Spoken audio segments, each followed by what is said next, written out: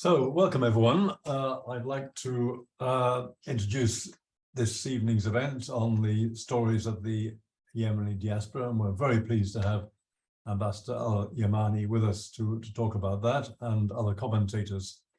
So what I'd like to do is just go quickly through the plan for the evening and briefly introduce the excellent spread of speakers that we've got lined up. So the evening will kick off with two brief presentations by Angela Wells. Welcome, Angela. She's Media and Communications Officer at the UN International Organization of Migration, IOM, and she's currently based in Aden, from where she is speaking. And Fernando Carvajal, who is a well-known Yemeni analyst, over 20 years experience of the country, including a period on the UN Security Council's panel of experts. So those two will highlight the current situation and challenges facing those now fleeing conflict, violence, and human rights abuses in the Yemen.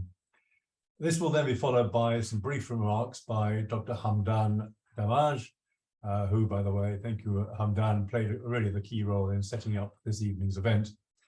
Hamdan, you may well know, is a prize-winning novelist, poet, and researcher, currently vice chair of the Yemeni Center for Studies and Research and of the Liverpool Arab Art Festival, as well as being a valued member of our own BYS Executive Committee. Ambassador Khaled Al Yemany, welcome, Ambassador, will then make some introductory remarks. He is a former Yemen Minister for Foreign Affairs, currently a non-resident fellow at the Atlantic Council, and he publishes weekly articles on Yemen and wider on international affairs. Dr. Al Yemany has a wide and fascinating range of interests that take in drawing and calligraphy, as well as his many literary contributions of poems and short stories that you'll hear more about later. Finally, we've set up so that the ambassador is interviewed by Martin Jerrett. Martin was a UN senior political affairs officer advising successively two UN special envoys, Jamal Ben-Awar and his successor, Ismail Old Sheikh Ahmed, on southern Yemen, and more recently has been advising the British government. Martin is also on the BYS Executive Committee. So we have allowed time at the end for questions to the panel. So if you see at the bottom of your screens, please put your questions to the Q&A. If you click on the Q&A bubble, not the chat bubble, which is turned off, then at any point you'll be able to ask your questions and they will be managed and responded to as far as possible at the end. We will aim to finish at around 7:30 or at least shortly thereafter. So that's the kind of timescale for this evening. The session will be recorded so that friends who miss this will be available on the BYS website in due course. So thank you very much, everyone. And I think over to you now, Angela. Thank you. Thank you so much. As the chair said, my name is Angela Wells. I'm the spokesperson for the International Organization for Migration here in Yemen. I've been here about 1 year, and I'm just going to give a quick overview of the context that we're seeing now in terms of humanitarian needs and the context that people are living in their daily lives here in Yemen from the perspective that we have as humanitarian aid workers. You'll see in the map the main areas where we're located. We do have presence throughout the country, but the main places where we're able to access and provide the bulk of our services at the moment is Sana'a, Aden, Marib, and Mocha. The staff that we work with, 95% of them are Yemeni staff, as is the same for most humanitarian organizations in Yemen. The bulk of the work is being done by Yemenis who are serving their own communities and up against fairly challenging circumstances. IOM last year reached 7.6 million people with services, but the needs throughout the country are far greater. The UN estimates that around 2 out of 3 people in the country are in need of humanitarian assistance. That's 23 million people, and 19 million are food insecure. So the level of need is astronomical. Yemen has been categorized as one of the worst, if not the worst, humanitarian crises in the world. And it's something that we continue to to respond to, and to need more funds in order to do so. But this just gives a quick overview of the severity of those needs, and that includes, water, shelter, education, cash, things that we all need in our day-to-day lives that many people in Yemen just don't have access to, and have to rely on organizations for their basics. IOM's response in Yemen is mainly focused on people on the move. This includes internally displaced people, as well as migrants who are coming in from the Horn of Africa. The figures here at the top is the movement that we've been able to track so far in 2022. But the totals are much higher. We estimate there are 190,000 migrants from the Horn of Africa that are in need of assistance. There are 4.3 million people who've been displaced by the conflict. And on the right side here, you'll kind of see the progression of displacement since 2016 and how it's steadily grown. The crisis in Yemen, though, in terms of displacement, is a bit different than in other countries. One thing that differentiates is that it's a very fluid displacement crisis. So people are moving continually throughout the country. We'll meet families often that have been displaced sometimes 4 or even 5 times. So every time, a crisis hits, a conflict, violence comes, they have to pack up their things and move again and again, which really increases their level of reliance on aid, and also is just very disruptive, obviously, to their livelihoods, to their basic needs, and their ability to provide for their family. We also estimate that half of IDPs in the country are women. 1/3 are living in sites, displacement sites or camps, whereas others are in urban settings or host communities, which means that for us, it's harder to reach those populations. And also it's putting a larger burden on communities that are hosting sometimes, thousands of people within a new area. So yeah, that differentiates it from other crises where you might have, more stable camps where people have rebuilt their lives and can stay there for many years. Instead, this has been a crisis that has continually pushed people to move over and over. But it is important to note that this year, we've thankfully seen levels of displacement drastically reduce. 52,000 people were displaced in Yemen this year, whereas last year it was closer to 300,000.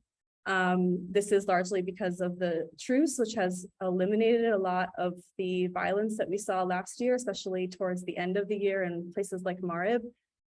So now that there has been less violence, there's been less people who've been forced to flee their homes, and this is great for their own livelihoods as well as for our ability to reach them. And we're starting to look into now whether or not people feel ready to return. We're not seeing a lot of people, significant numbers of people who do say that they feel safe enough to go back to their home areas, but it is some. And when it is the time for them to do so, the organizations like IOM and other humanitarian organizations will shift the response drastically to help facilitate that in a safe way and in a dignified way. These are some of the sites that IOM is working in for internally displaced people, mainly in the West Coast. You can see many sites that are near Hodeidah and Taiz, as well as in Marib. And important to note that 45% of the sites in Yemen that host displaced people are around 5 kilometers from a front line. So 45 kilometers from a front line, excuse me. So that means that, in the past, as I said, these sites would be moving significantly as front lines shift, but this year they've remained relatively stable. Also, just something that we've seen this year intensify is the impacts of climate change. This year has really oscillated between severe drought and intense flooding in many areas of the country.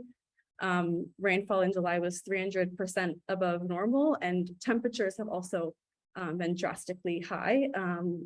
Some analysts from organizations like UN Development Program believe that within 20 years, groundwater in Yemen could dry up.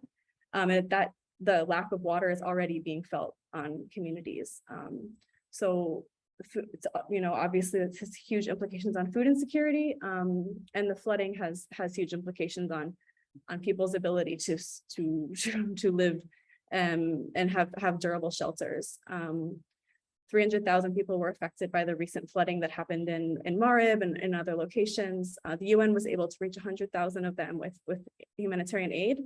But we are concerned that if climate change and incidents like these continue to take hold in some of these sites, that it will continue to be a problem, and getting more, better infrastructure and more sustainable shelters for people is a huge priority for agencies like ours.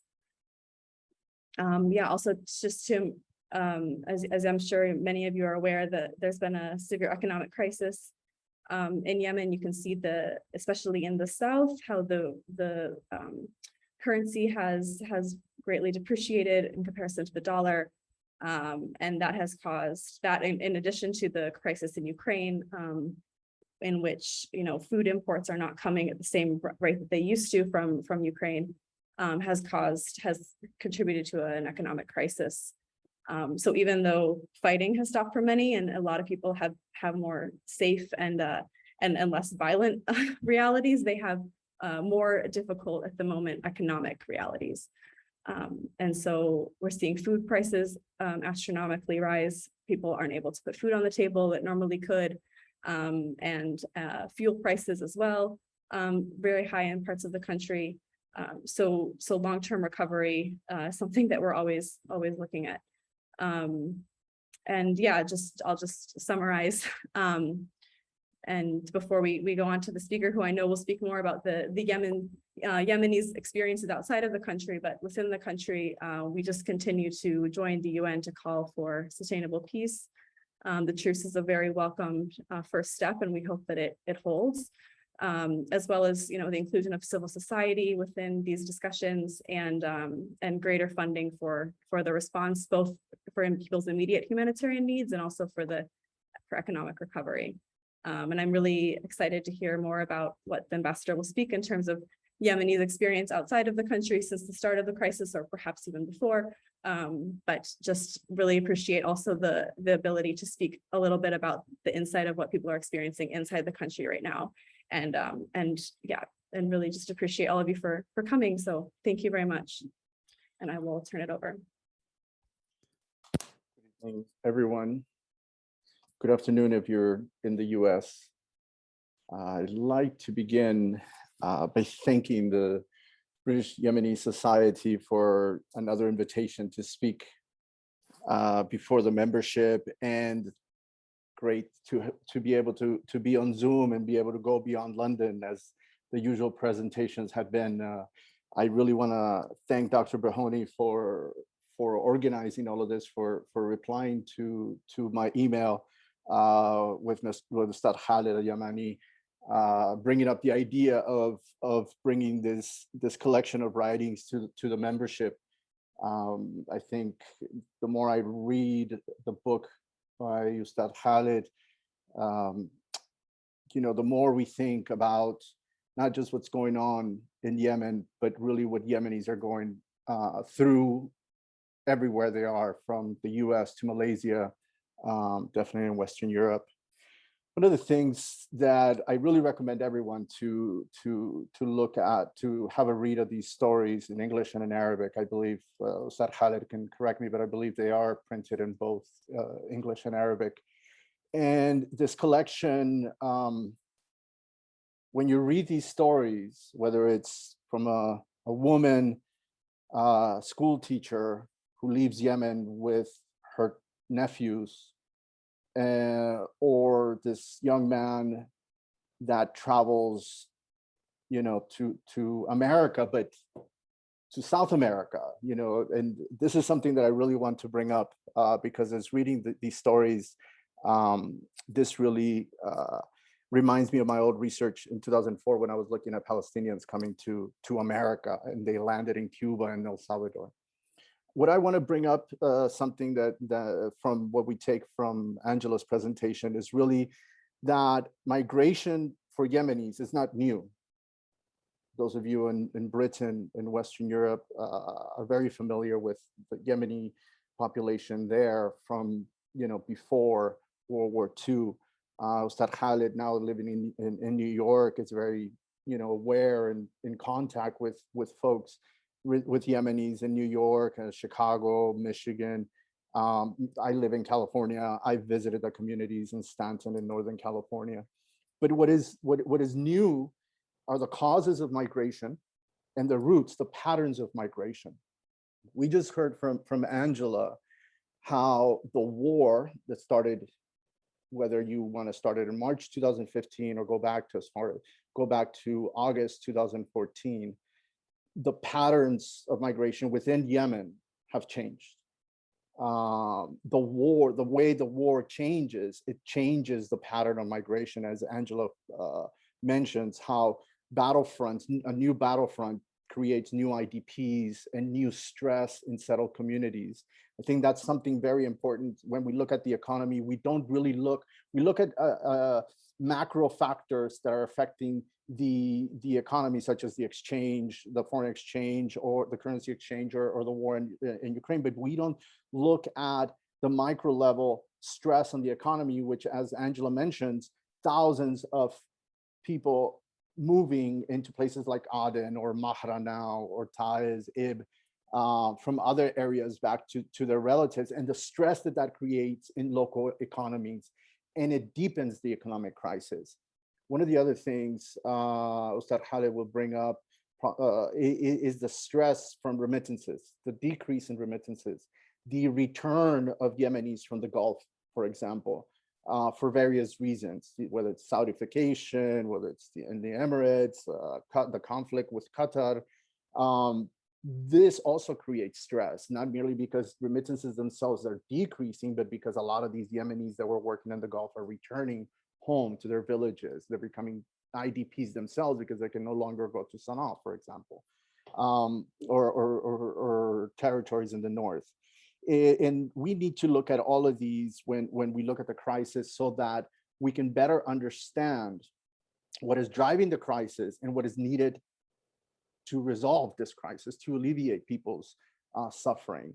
So what we have, and then the war economy, how the war economy is driving organized crime, extortion, and forcing people to leave. The story about the woman traveling to Serbia with her nephews is a clear illustration of the war economy, and how individuals are being pushed out of their homes by that need. A school teacher not getting paid for 3, 6 months, 12 months, having to, as a widow or a single mother, having to raise children, and being forced to look outside and engage these adventures through the patterns that we see, that we've seen with African migrants, for example. Before reading these stories, one would only picture African migrants from Nigeria, from Congo, from Ethiopia, making these travels. Now we see Yemenis. If you recall, a couple of years ago, I believe I was still in the panel in 2018 when we heard the story of this young football player from Yemen, who I believe was the first casualty since the war, migrating and into these new routes. I believe he drowned off Libya. I remind you all of the saga of the Yemeni students in Ukraine that had to leave Ukraine because of the war. And a group was helped by some Yemenis in Germany who were able to rent a car, send it into Ukraine to pick up some students and take them out into Belarus. But at the same time, another group of students on their own had to walk toward Belarus. And we saw this online on Twitter, how a group of Yemenis were reporting based on text messages that they were receiving from the group of Yemenis who had no resources. There's no embassy, there was no consulate, there's no diplomatic service to be provided to these individuals. And on their own, they had to find a way to leave Ukraine toward Belarus. And unfortunately, there were casualties during that travel. This again brings us to the profile of the migrant right? Where for a long time, just before we started, we were talking with Ustad Khaled about the Yemeni Americans and the profile of the bodega owners from 1940s, 1950s to today, the new pattern, the new individuals that are leaving Yemen. When I was in Djibouti in 2017, I tried to visit the refugee camp in Djibouti, and we were not able to do that. But we know since the start of the war, since March 2015, how big that camp has grown and how they're unable to receive any actual assistance.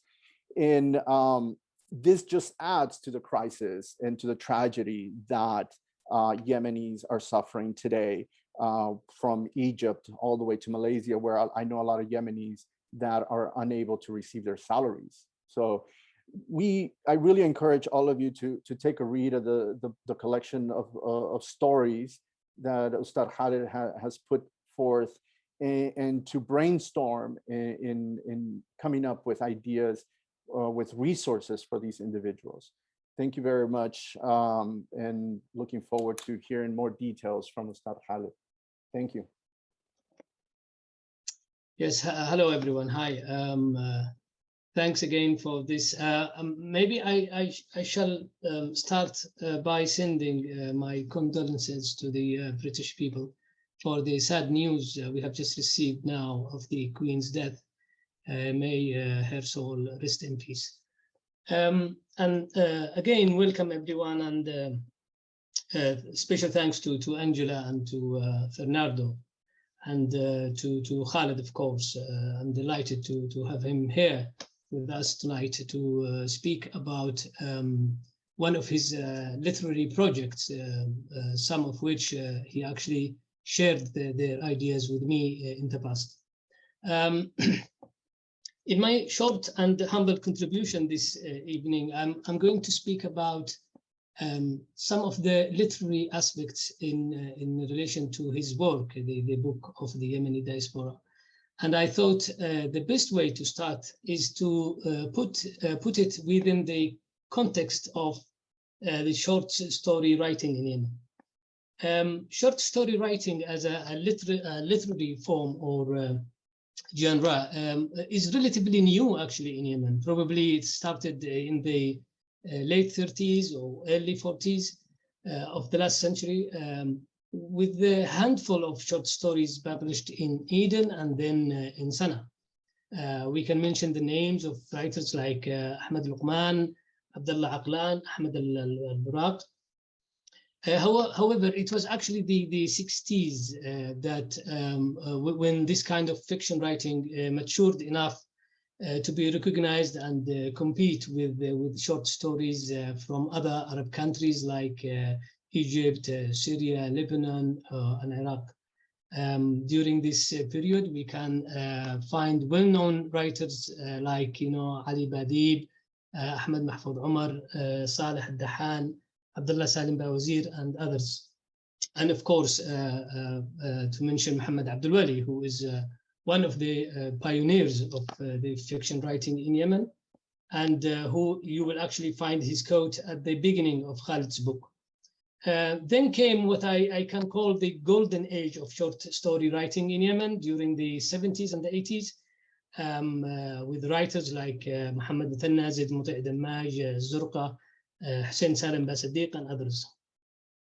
After that, Yemen actually witnessed a kind of explosion in short story writing, with tens of young male and female writers who dominated the scene during the 90s and probably the first decade of this century.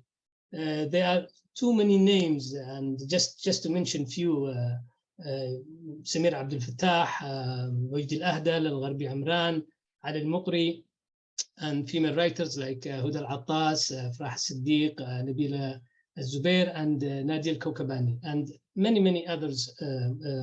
Now they are well-known writers. Despite this fact, from 2010 until now, there has been a remarkable decline in short story writing in comparison to, say, novel writing. actually most of the short story writers started writing more novels and fewer short stories. So in this context, the first thing we can say about this book, the book of the Yemeni Diaspora, is that it is one of the most recently published Yemeni short stories collection. And it indeed constitutes a welcome addition to this beautiful fiction type, which has been in a great challenge in Yemen by novels, poetry, and other social media form of literature. In these short stories, there are actually various observations that one can talk about. But because of the time, I will just highlight a few of these observations based on the Arabic text.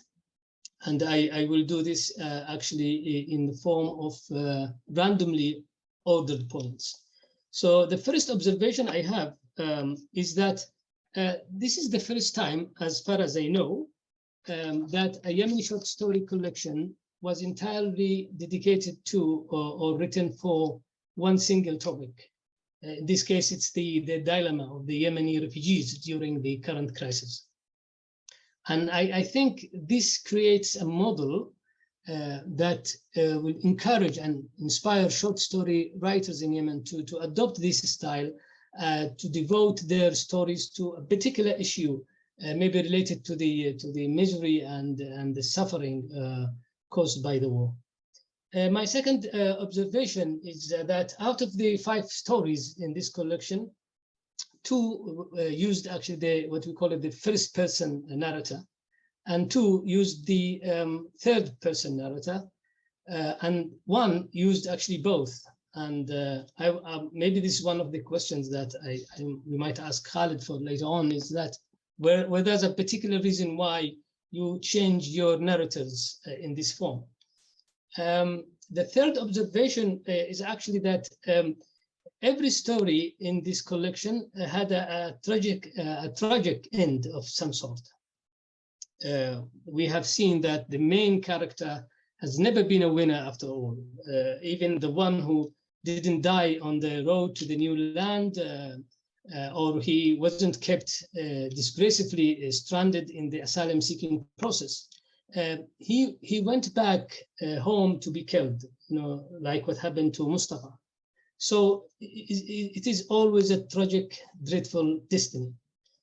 So that was an observation. And being mindful actually of the time, I will skip the other observations and I will go to the last one, which is, when writing fiction, which is based on true stories or based on official documents or media reports, there is always a balance between facts and imagination. In this particular case, I personally find that the factual elements were dominant, and I feel that Khaled could have put more creative, fictional elements into his stories. For example, to create dialogues, to use more descriptive narratives, and perhaps feel free to use actually the other fiction writing techniques which he knows, which would for sure enrich the stories and, more importantly, their impacts on the reader. Having said that, I think it is always important to remember the main objective of this collection of short stories. As described by the writer himself in his introduction, when he stated that he compiled these stories to depict the painful conditions of Yemeni refugees during the current crisis. So has he reached his goal? And I think the answer is yes. And he has done so in a fine way through beautifully written short stories, which we enjoyed reading despite the agony and the suffering they talk about. Thanks, Khaled, for these short stories and for your efforts to keep the issue alive. And thanks to everyone for listening and being with us tonight. Thank you. Thank you for that Excellent introduction, Hamdan. Okay, welcome, Ambassador Khaled. It's great to host you this evening. It feels a little more momentous at this current point in time while we have some tragic news in Britain. And I just have to say my phone is ringing with condolences from so many people across Yemen at the moment. It's quite touching.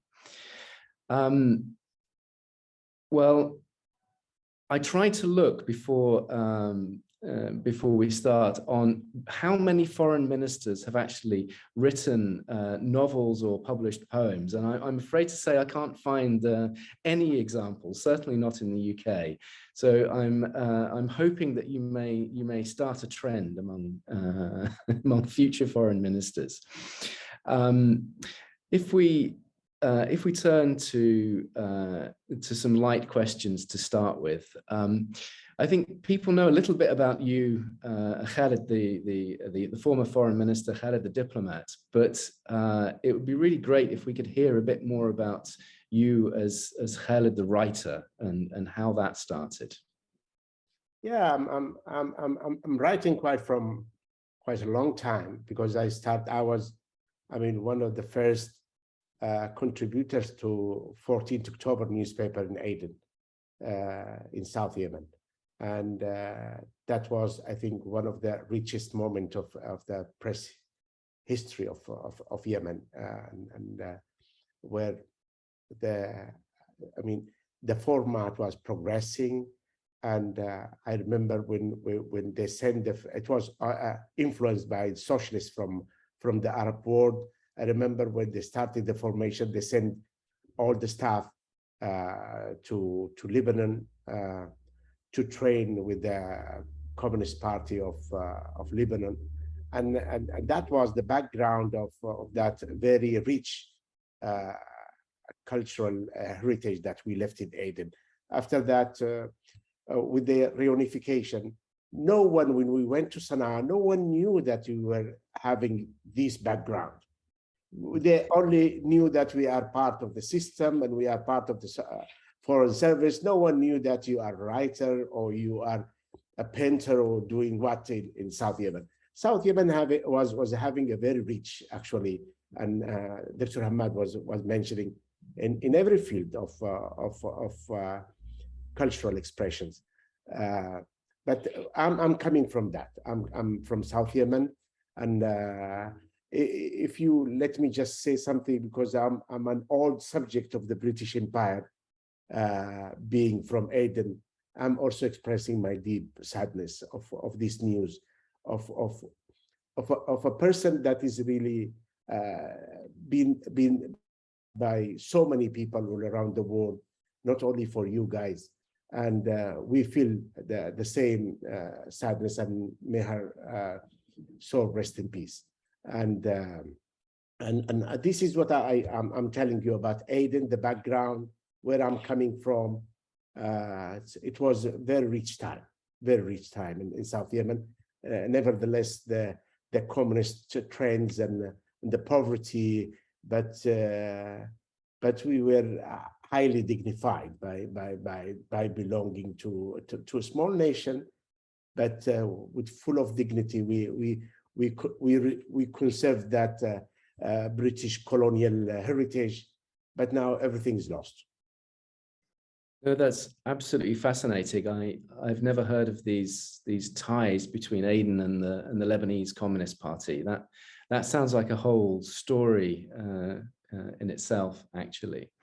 Perhaps we can dive into that a little bit later. But I was struck by reading your short stories that, and I think Fernando has also mentioned this, that they're all desperately sad and traumatic stories, of course. And they cover, people from the south and the north, from Sana'a, from Aden, from various parts of the country. And clearly, it's this sadness is a metaphor for the tragedy that has affected the entirety of Yemen's society.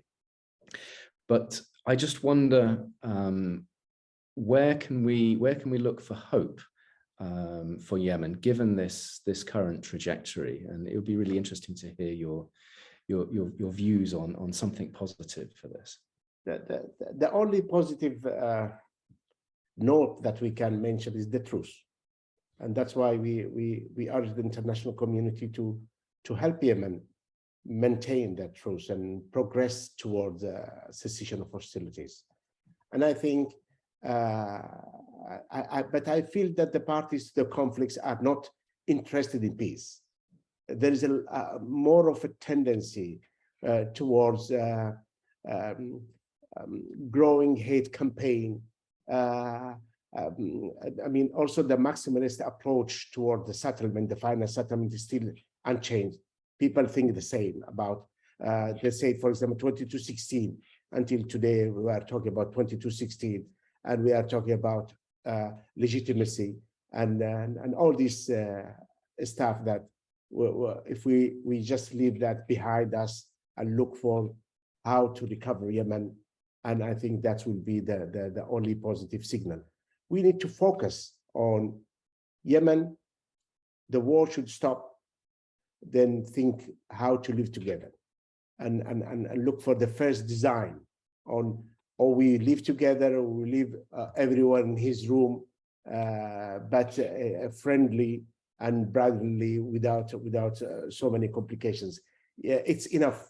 8 years of war is enough for Yemen. It's too much for Yemenis, and if we don't seize this moment and really arrive into a cessation of hostilities, the end of this war, sitting down to think about the future, then we might go for another cycle of 3, 4 years, 5 years, and it will be too late then to keep this moment of sadness.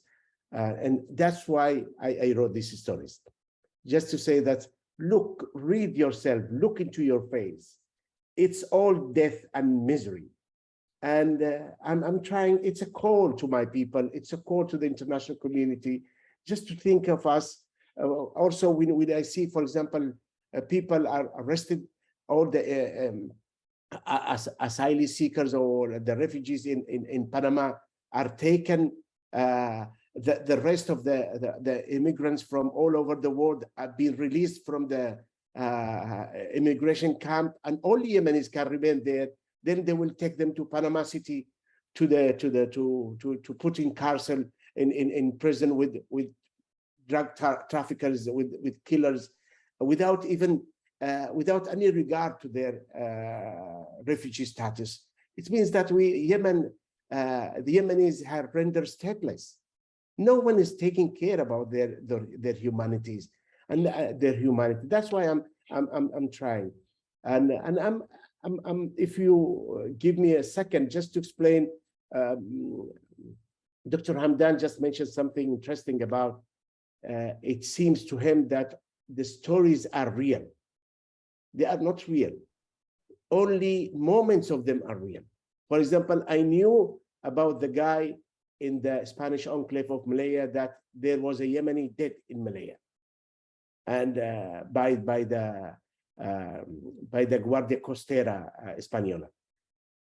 I realized that, oh, this is a very interesting story, and I was depicting all these stories, and I mixed that story with AQAP elements. If you remember, a few years ago, the attack on Qaifa in Al Bayda, where they killed Al Dhahab. I never mentioned names, but that was the last attack to finish one of the pockets of AQAP in Al Bayda. So that one, I mixed that one. I was talking to Fernando about how I mix stories in order to bring this interesting moment. I'm trying to talk about the background, where from what triggered, as our friend Angela was mentioning. There is a lot of trigger elements inside Yemen that push people outside to be IDPs or to go somewhere else. And it's interesting if you see that 15% of the population, all the assets of the state, intellectual assets, political assets, economic assets, all are out.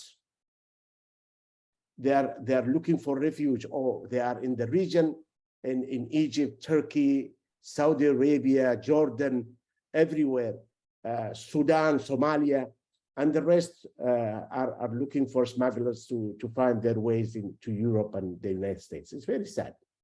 Yes, no, completely. It's, you know, I'm struck by something that you're talking about there. It seems to me that Yemen, you know, we don't see Yemen in the news, and we don't really, apart from these very few stories, such as the one you said about Melilla in Morocco, and the one Fernando mentioned about the football player in Libya. We don't really hear the stories or see the scale of Yemen refugees, and perhaps that's because of the scale of the Syrian crisis. It gets drowned out. But I also wonder whether the problem for Yemenis is that it's bounded by its geography, that you have desert to the north and the east that prevents people getting out and crossing it. You have mountains in the north, difficult roads to get into Saudi Arabia, which is virtually blocked. And then, of course, you have this huge, vast coastline, and making it almost impossible to get out. And where do you go? Eritrea, Djibouti, Somaliland. It's incredibly difficult. So I wonder to what extent we find that Yemenis are trapped and are prisoners of their geography. And it's almost incredible that these Yemenis have been able to get out in some way. Yeah, this is the big news. I'm telling you, the lack of resources is pushing Yemenis to stay around. I mean, they can't move. If you see, I'm talking about 15% of the entire population who managed to get, I mean, all the assets of the state, all the intellectuals, all the business community, they are all living in Egypt, in Turkey or somewhere else. But those who has without any resources, they can't move even from their villages. They rather die in their village than having the possibility to move. For that reason, Angela was mentioning that the IDPs is a big issue in Yemen, because people are forced to leave their villages or their lands to live in Aden or in Marib, looking for what? Looking for the small drops of help from the international community. And you know that the humanitarian relief operation plan for this year was even 35% or to 40% covered. I mean, the OCHA is asking 4.3, and they managed to get only 1.5 or less billion, which is not enough. And we are not asking the international community to keep feeding us. We are asking the international community to put more pressure on us to stop this war and go step by step into rebuilding our nation and thinking how to live within our doors. Thank you. I just want to take the conversation slightly back to the literary part of your work, and I saw that you'd quoted Muhammad Abdul Wali in your book, lines from They Die Strangers, and it felt very similar to his book. Felt very similar to yours in the fact that he was also dealing with short stories, and it was about exile from the homeland, and similar to that, it was also without happy endings, and that there was this vein of tragedy that also went through his work about life in exile in Europe or Africa or America. And it's like, I guess the question is, do you feel that life on the outside of Yemen is actually worth the price paying to go through this difficult process of leaving it for these people, the risks that they endure and the problems that they meet once they reach the outside world, particularly Europe and America? Is this something that is on the mind of a young Yemeni man who is searching for a better life? Let me just tell you that no one can write without reading Muhammad Abdul Wali in our reality. He was so intricted into the business of writing. He was one of these. I mean, you learn. We're still learning from his style, and we realized that. I think that realism that he brought in his writings is still pushing us to think how you design the internal life of a story. You are a tiny creator, so in that creation you need to bring every element of life, and Muhammad Abdullahi is one of the greatest in doing that. And also the diaspora is part of our culture. I mean, you see, for example, stories of Yemenis going up and down around the region. And I try to be fair to this moment of history in Yemen, and to send this big call to everyone that this is the reality of Yemenis. This is not the reality that we deserve. And I wanted to talk to my fellow citizens and talk to the international community at the same time. It's like a political message written in fiction. It's like I'm telling you, please help me, but in fiction. And I hope that this message will go through. No, thank you. I'm just mindful of time, so I'll ask you one last quick question, if I may, before James perhaps takes over for the panel discussion. So reading your book of short stories, I did honestly feel hungry for more. So it would be, I want to ask you if you have any plans for any more writing coming up. Yeah, you know, Martin, I'm thinking, and I started to write a book on Yemenis in the United States. It's not about research. It's not about doing a very specific analysis. It's about my moments of interaction with my community. Living this life as an asylee in the United States, I'm in full interaction with them on a daily basis, knowing their mentalities, knowing their as an observant coming from outside, and living with a new community. I realized that I'm really appreciative of this moment of living with these guys in this country. That will be a new home for me in the future. And that's why I decided to see what's unique about them, how they come and how they survive in the diaspora, how to interacted with other communities, and all these stories. I just mentioned a few weeks ago, an old lady came with her daughter from UK, visiting New York, looking for their ancestors, for their connections, for their families. And they said that their dad went in the early 50s to UK, and he decided to get married with an Irish woman, and the result was that young lady who came to visit and looking for the family, the extended family. This is the stories that I'm looking, because even when I served in UK, in London, I was looking for these stories. I visited all the Yemenis in South Shields, in Sheffield, in all the time listening to them. And I think that we have huge stories to tell, and interesting things to tell others, and to speak about ourselves. Well, it always strikes me whenever you're in a bookshop in London that you go on the Middle East section, whether it's literature or history or politics, that the slimmest section is Y for Yemen. So I very much welcome any additional books, and this one sounds fantastic. What a great story, all of these Yemeni emigres to America. I'm really looking forward to that. So I shall pause now and hand back over to James for our Q&A session.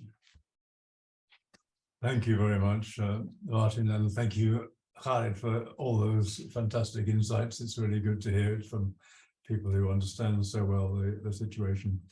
And of course, I must comment on the sobering context for this evening's session, which is the news, of course, the breaking news that Her Majesty has died, a woman who commanded respect really across the political spectrum and internationally.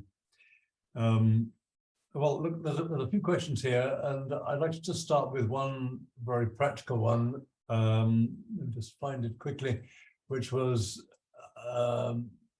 from Mohammed Murshid. So where can we get your book, Khaled? Okay, because it's for free. If you just write to me and give me your address, and I will send you a copy of the copies I have. I don't have too much, but also the magazine in Cairo is distributing the book with their issue. They have it virtual, and they have it in text.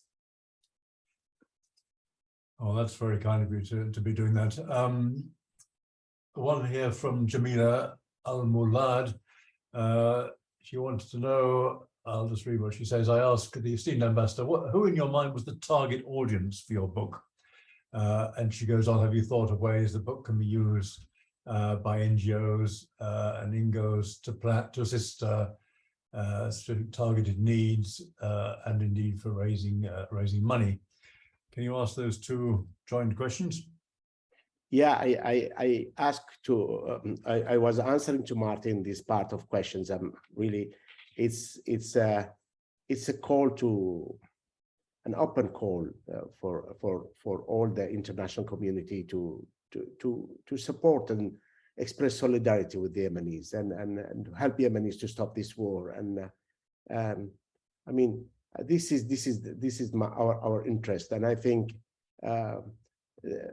it's not a propaganda for the book. It's what I'm doing, what Hamdan is doing, what others are doing, is just to bring this cause to the open and show the international community that we are a nation full of love and full of I mean, contribution. But this war really blocked our access to humanity, and we need to go back into a nation that is active, peaceful, and with your help. And this is the message that we need to bring. Thank you. There's an interesting question here from Arim Jahum, who's based in Berlin. So a question for Ambassador Khaled. What is the impact you hope diaspora communities can have on the ground? I think you made the point, some of your stories about clearly the less well-off Yemenis who have to go through a terrible time getting out and finding a new home. Middle class, better resource Yemenis have less trouble. But maybe you can answer that. There's a lot of discussion going on about the contribution of diaspora communities to their host countries. That's going to get more and more serious as climate change bites. But maybe you can comment on Reem's question there. Yeah, thank you, Reem. I think it's a very important question. And one of the stories is talking about this, about Aisha going and finding refuge in Germany. And in this process, all the difficulties that woman is facing in this search for dignifying lands, and when their country is turned into a graveyard, and then they are looking for new homes to start their lives. And I think that the role of all these people in Europe and the United States and everywhere is very important in raising awareness about the need of the international community to deal with Yemenis as they deal with Bangladeshi or Afghanis or Syrians. We the understanding of the international community. And really, I see a lot of young people as I think Fernando was mentioning, there is a lot of volunteers working from Germany and trying to help in the case of the Polish-Belarus border. And when I took that story of Mustafa dying in Bohoniki, I was mentioning also that it's only the drop of a bigger picture of so many people dying in that jungle, in the forest, coming out of Belarus and pushed by the soldiers, and using this in the game of the game between nations.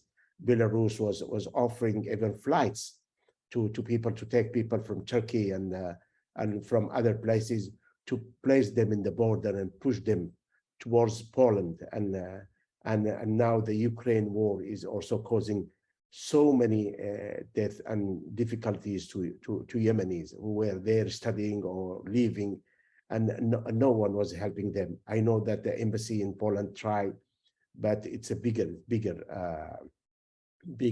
issue for them.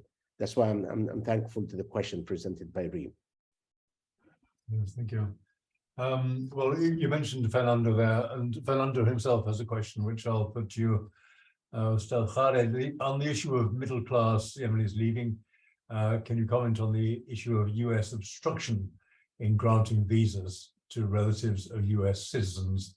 Maybe this is something you'll also cover in this book that you're thinking about, but can you answer that question here? Yeah, this is a very, very difficult question. With the Trump administration, we were facing a serious threat. Yemenis cannot expand their families, their right to bring their relatives and all this stuff. And then with this administration, they started to leave the ban on Yemenis, and we were looked at as if we are living in this country, but we are of terrorist background by the Trump administration.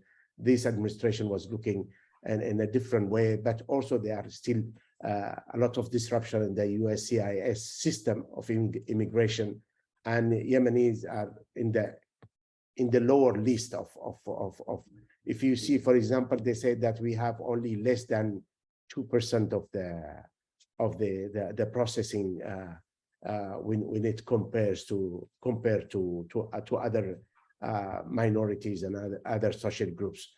And I think, and I'm not going into details, but this is the fact of life, that Yemenis now are trying to organize themselves and expressing day by day, and having contacts and having more political representation, and this will help Yemenis to gain more rights in this society. Yes, thank you. By the way, everyone, if you want to ask a question, please put it up now on the Q&A. There are a couple more here that I'd like to put to you. I'm avoiding asking questions about how to end the war, because that seems to be just such a large issue. But here's one from Naji Harazi, which is an interesting one, because he contrasts your work as a diplomat and of course Ministry of Foreign Affairs with your work as a writer. So I'll use his own words, and it's a little bit blunt, so forgive me, Khaled. I think this is his own words. I think what Ambassador Khaled Alyemany did as a diplomat, his work and writer, was very brave. I would like to ask him, how did he manage to balance his feelings as someone who was considered at some point as a warlord, and later by writing this book, and seems to be a peace lover? Well, there you are. That's the question. I know Naji, and Naji always is you know him, okay, good. my friend, and I'm never pissed off with all his expressions. I think he's right to say what he wants to say. If he wants to consider me a warlord, I think the American will not grant me asylum in this country if I'm a warlord, and no one will grant me that. I'm really a diplomat. I'm a career diplomat. I'm proud to be part of the establishment in Yemen before the war, and the government asked me to serve as a foreign minister, and I told the president at that time, you cannot, resist my positions and my push on you, and you will have to listen to my comments. I will try for 1 year, and exactly 1 year from the day of my appointment as foreign minister, I quit the job. And I think I'm the only minister in the history of Yemen, with rare cases, maybe one case in North Yemen, and it was from a Nu'man family, because his father was the prime minister and he was the foreign minister, and they cannot be two, and he resigned his office. And I'm the only minister resigning his post, because I can't continue working with President Hadi. And because of that reason, I'm very happy with my conscience clean, and I'm fighting day by day to stop this war. And I think this is the only solution for Yemen. Thank you for that answer from the heart, and for giving such a humble reply to being called the warlord. Look, we're running out of time. I'm just going to choose a couple of last questions. There are many coming in from Yemenis here. Shafi al-Sadiq, are you willing to write another book about Yemenis in Malaysia and Southeast Asia? There you are. There's another job for you. No, when I was serving in Malaysia, I started this idea, and I organized a meeting for the Yemeni diaspora in Malaysia, because we have heavy presence in that society. Only if you go through the sultans of the Malay society, or they are married to Yemenis from Hadramaut, or they have some lineage with we call it the Sayyid linkage. So the same with Indonesia, and the same with Brunei. And we said that the Sultan of Brunei is coming from the Yemeni family, the Borkia.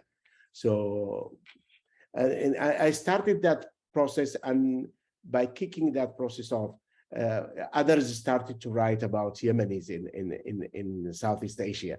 And it's very interesting to see how much influence Yemenis have in that society. And everywhere you go, and I think also I encourage others to write about Yemenis in UK profoundly into that anecdotic side of it.